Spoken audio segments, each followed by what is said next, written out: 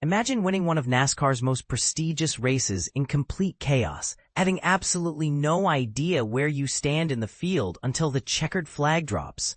That's exactly what happened to Christopher Bell at Bristol's legendary night race, and his honest reflection on the experience reveals just how unpredictable and thrilling NASCAR can truly be.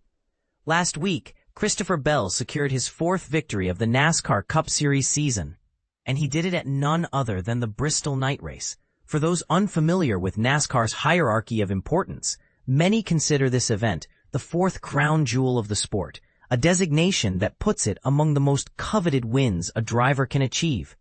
However, this particular Bristol race was anything but conventional, turning into a wild spectacle that left even seasoned drivers scratching their heads. But here's where it gets interesting and slightly controversial. Goodyear and NASCAR made the decision to bring an even softer tire compound to Bristol this time around, essentially recreating the chaotic conditions we witnessed during the spring 2024 race. While some fans loved the unpredictability, others questioned whether manufacturing such extreme tire degradation actually improves the racing or simply creates artificial drama. As has become tradition, Dale Earnhardt Jr. invited the week's Cup Series winner onto the Dale Jr. Download podcast.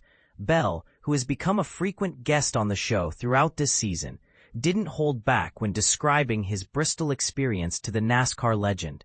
"Oh boy, that's a loaded question there, Dale. That night was wild," Bell explained with obvious excitement still in his voice. "I'm sure every driver would say the same thing. You didn't know if you were leading the race, if you were last, if you were on the lead lap, if you were 3 laps down. It was wild.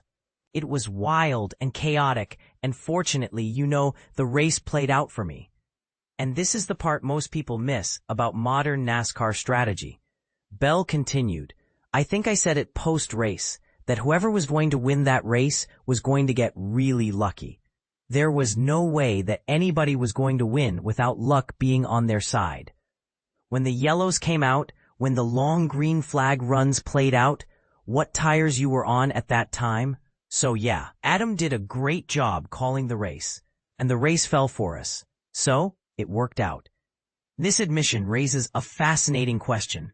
In a sport where skill, preparation, and split-second decision-making typically determine winners, how much should luck factor into victory?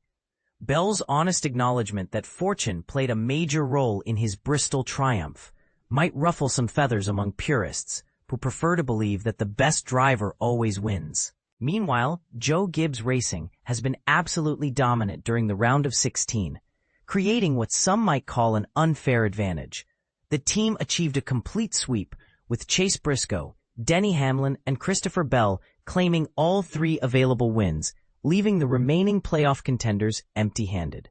This level of dominance brings up another controversial point. Is one organization having too much success actually bad for the sport's competitive balance? Looking ahead, tracks like New Hampshire and Kansas appear tailor-made for Joe Gibbs Racing's current strengths, suggesting this winning streak might continue. But here's what makes Bell particularly dangerous in these playoffs. He has a documented history of performing his best when the pressure reaches its peak. Christopher Bell doesn't just win races. He wins the races that matter most. Beyond his memorable Hail Melon moment, Bell has delivered clutch performances that saved his playoff hopes, including dramatic walk-off victories from below the elimination line at both the Roval and Martinsville. These weren't just wins, they were statement victories that showcased his ability to rise to the occasion when facing elimination.